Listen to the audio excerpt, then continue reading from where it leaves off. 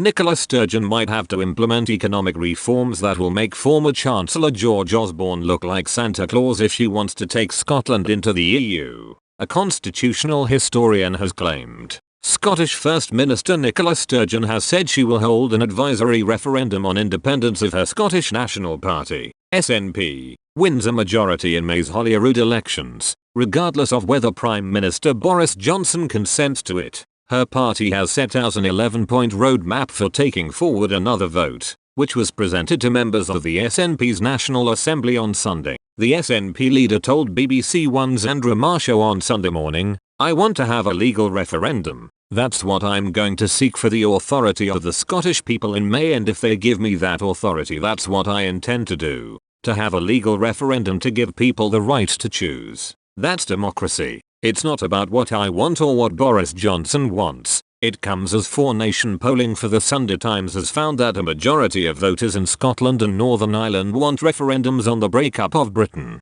The SNP's goal is for Scotland to leave the UK so the country can rejoin the EU. However, there are several questions hanging over whether the country would even be able to join as an independent state. New members can only be allowed into the bloc through a unanimous vote from the existing member states, and an independent Scotland would undoubtedly ruffle feathers. Spain is struggling with secession demands itself from Catalonia, so is unlikely to support a newly independent state. Scotland could also be rejected due to its current deficit of 7% of GDP, unless it adopted a strict austerity program from the EU as well as the euro. In an exclusive interview with Express Co UK, constitutional historian Vernon Bogdan argued the reforms Ms Sturgeon might have to implement will make former Chancellor of the Exchequer George Osborne look like Santa Claus. Mr Osborne was the architect of the controversial austerity drive in Britain after the financial crisis. Prof Bogdan said, "Scotland could not be denied entry into the EU because if it goes independent,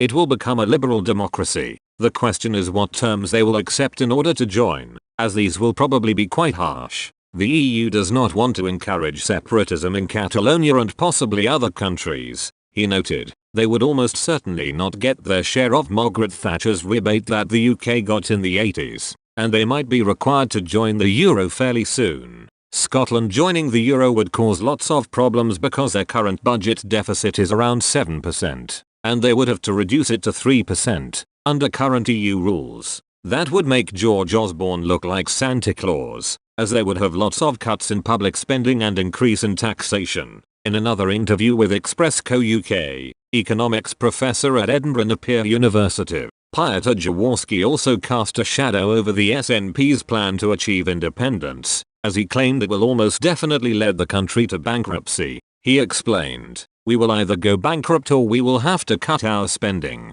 But there is a problem with that. If we really want to leave Britain and join the EU, we would need to go through a very harsh transformation of the public sector. I don't think the Scottish people are prepared for this," Prof Jaworski noted. "So if we have a referendum, Scottish people might vote for going out, but they would almost immediately realize that it means no more free prescriptions. Then, it would be too late, because of the state of its economy." The professor argued it will be very unlikely Brussels will allow an independent Scotland to join its bloc. He said, "First of all, countries that have splitting tendencies, such as Spain or Belgium, will never agree. You then have got countries like Germany and France, and the question is, why should they want Scotland in? I personally don't know why. We don't have a big economy. We would have problems almost like Greece, in terms of public deficit. Is it really in their interest to have another Greece?" Prof Jaworski noted that Ms Sturgeon should find something to make Scotland more attractive in the eyes of Brussels.